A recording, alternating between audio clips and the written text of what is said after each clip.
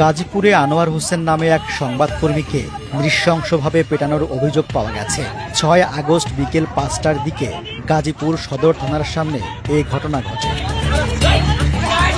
প্রত্যক্ষদর্শীরা জানান, হামলাকারীরা তাকে নির্মমভাবে মারধর করে, তার বুকের উপর উঠে লাফায়, পায়ের উপর ইট দিয়ে থেতলে দেয় এবং টেনে হিঁচড়ে নিয়ে যায়।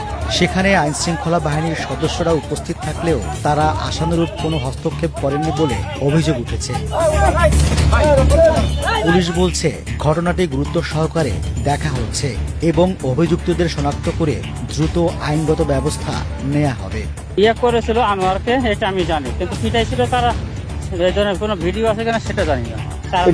মামলা কিছু চাইনি, এখনো পুলিশই তাকে উদ্ধার করে হাসপাতালে পাঠাইছিল। এখন তারা মামলা দিলে আমরা ব্যবস্থা করছিল। ভিডিওটা দিয়ে আমাদের সহযোগিতা করেন যে কারা কারা সাথে জড়িত ছিল, তাহলে আমাদের জন্য আর ভালো হয়। ঠিক আছে। আহত আনোয়ার হোসেন দৈনিক বাংলাদেশের আলো পত্রিকার একজন সাংবাদিক হিসেবে গাজীপুরে বিভিন্ন সামাজিক ও অপরাধ বিষয়ক সংবাদ সংগ্রহে নিয়োজিত ছিলেন। ঘটনার পর তাকে পুলিশ উদ্ধার করে শহীদ তাজউদ্দিন আহমেদ মেডিকেল কলেজ হাসপাতালে ভর্তি করা হয়। চিকিৎসকেরা জানিয়েছেন, তার পায়ে মারাত্মক জখম হয়েছে এবং শরীরের বিভিন্ন স্থানে গুরুতর আঘাতের চিহ্ন রয়েছে।